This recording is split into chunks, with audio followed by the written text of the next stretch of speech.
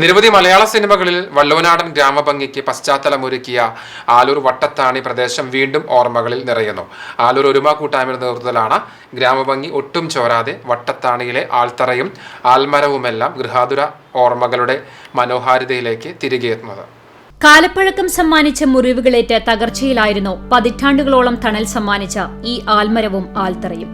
മേനാത്ത് ആട്ടയിൽ തറവാട്ടിലെ കാരണവരായിരുന്ന രാവുണ്ണി നായർ കൊടിക്കുന്നത്ത് കാവിൽ ദർശനം നടത്തി മടങ്ങുമ്പോൾ കാവിന്റെ കിഴക്കുഭാഗത്തുള്ള കുളക്കരയിൽ നിന്ന് പറിച്ചെടുത്ത 2 ആലിൻ തൈകളിൽ ഒന്ന് വട്ടത്താണിയിൽ നട്ടുപിടിപ്പിക്കുകയായിരുന്നു. ഈ വൃക്ഷത്തൈയാണ് വട്ടത്താണിയിൽ ഇന്ന് കാണുന്ന വലിയ അരയാലായി മാറിയത്. കരിങ്കല്ലുകൊണ്ട് ചതുരാകൃതിയിൽ പടുത്ത തറയിൽ ഇന്നും തലയുയർത്തി നിൽക്കുന്നുണ്ട് വൃക്ഷരാജൻ. രാവുണ്ണി നായരുടെ കാലഘട്ടം സമീപത്തെ ക്ഷേത്ര ശ്രീകോവിലിലെ ശിലാലിഖിതത്തിലെ കാലഘട്ട സൂചനയനുസരിച്ച് 1838 ആണെന്ന് കണക്കാക്കിയാൽ വൃക്ഷരാജാവിന് വയസ്സ് 200 അടുക്കാറായി. തൃത്താലയിൽ നിന്ന് ആലൂരിലേക്ക് പോകുന്ന യാത്രക്കാർക്ക് അന്നും ഇന്നും ശരിക്കും അത്താണി തന്നെയാണ് ഇന്നും വട്ടത്താണി.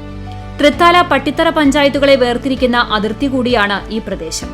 പഴയകാലത്ത് ഇവിടെ ദീർഘദൂര വഴിയാത്രക്കാർക്കായി സംഭാരം വിതരണം ചെയ്തിരുന്നു. ആട്ടയിൽ തറവാട്ടുകാരുടെ നിർദ്ദേശപ്രകാരം കരുപ്പറമ്പിൽ എന്ന വീട്ടുകാരാണ് സംഭാര വിതരണത്തിന് മുൻകൈയെടുത്തിരുന്നത്. ആറുവെടുപ്പൻ നെല്ലായിരുന്നുവത്രേ സംഭാര വിതരണം ചെയ്യുന്നവർക്കുള്ള പ്രതിഫലം.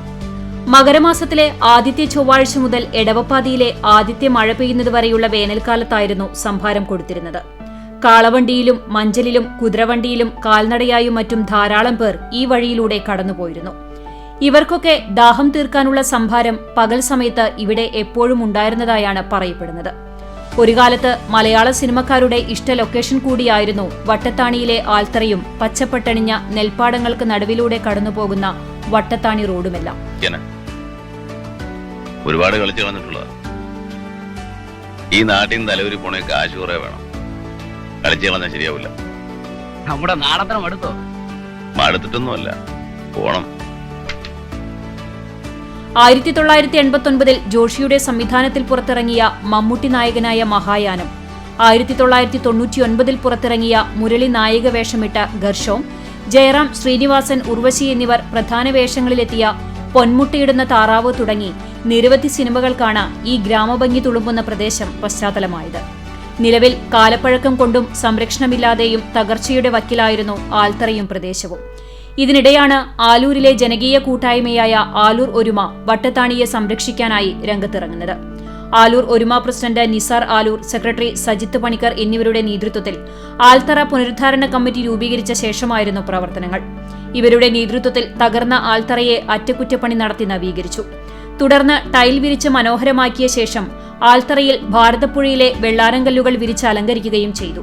ഈ അടുത്ത ദിവസങ്ങളിൽ നിർമ്മാണ പ്രവൃത്തികൾ നാടിന് സമർപ്പിക്കാനൊരുങ്ങുകയാണ് ഒരുമ പ്രവർത്തകർ. ഒരിക്കലും മറക്കാനാവാത്ത ഒരു സ്ഥലമാണ് ഈ വട്ടത്താണി ആലും ആൽത്തറയും. ഇതിന് ഒരുപാട് ചരിത്ര ഐതിഹ്യങ്ങളും കാര്യങ്ങളൊക്കെ ഉണ്ട്. കഴിഞ്ഞ 200 വർഷം മുന്നാണ് ഇത്ര ഇവിടെ ഈ ഒരു ആല് നട്ടതും അതിൻ്റെ ചുറ്റോറും ഒരു വട്ടത്തിലൊരു തറ കെട്ടി അവിടെ ഒരു അത്താണിയൊക്കെ ഉണ്ടായിരുന്നാണ് പറയുന്നത്. ഈ വഴി ഒരുപാട് ആളുകൾ ഈ അന്നത്തെ കാലത്ത് കാളവണ്ടിയിലും നടന്നിട്ടും അതുപോലെ തന്നെ മഞ്ചലിലൊക്കെ പോയിരുന്ന ആളുകൾ അവർക്ക് ഇരുന്ന് വിശ്രമിക്കാനും അവർക്ക് അതിനുള്ളൊരു സ്ഥലമാണ് ഇത് ഉണ്ടായിരുന്നത്.